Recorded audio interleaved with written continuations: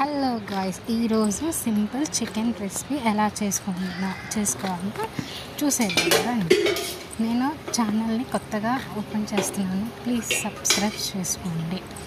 Onion cut చేసుకొని పెట్టుకోవాలి, అల్లం వెల్లుల్లి పేస్ట్, కొత్తిమీర, 2 లెమన్ స్లైసెస్ నేను ఆల్రెడీ కట్ చేసి పెట్టుకున్నాను. చికెన్ 3 times వాష్ చేసుకున్న తర్వాత నెక్స్ట్ స్టవ్ వెలిగించి కడాయి పెట్టి 3 tablespoons ఆఫ్ ఆయిల్ వేసుకోవాలి. అందులో ఆనియన్, అల్లం వెల్లుల్లి పేస్ట్, కొత్తిమీర, అలాగే సాల్ట్, పసుపు వేసి బాగా కలుపుకోవాలి. అది కొంచెం బ్రౌన్ కలర్ రావాలి. అలా బ్రౌన్ కలర్ అయ్యాక చికెన్ వేసుకోవాలి. చికెన్ వేసుకున్నాక మంచిగా కలుపుకోవాలి. కలిపాక అది ఒక 5-10 minutes బాగా మగ్గాలి, అంటే వాటర్ వచ్చేలాగా. తర్వాత 3 tablespoons కారం వేసుకోవాలి. మీకు టేస్ట్ తగ్గట్టు కారం వేసుకోండి. నేను మాత్రం 3 tablespoons వేసుకున్నాను.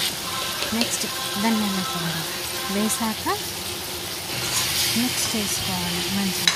అలా మిక్స్ చేశాక ఒక 5 minutes కారం ఆయిల్లో ఉడకాలి. తర్వాత వాటర్ వేసుకోవాలి.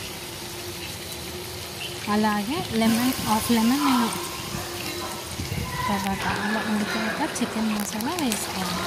లాస్ట్లో దించే కొత్తిమీర వేసుకొని ఒక 5 minutes పెట్టుకొని ఒక 5-10 minutes ఉంచుకున్నాక స్టవ్ ఆఫ్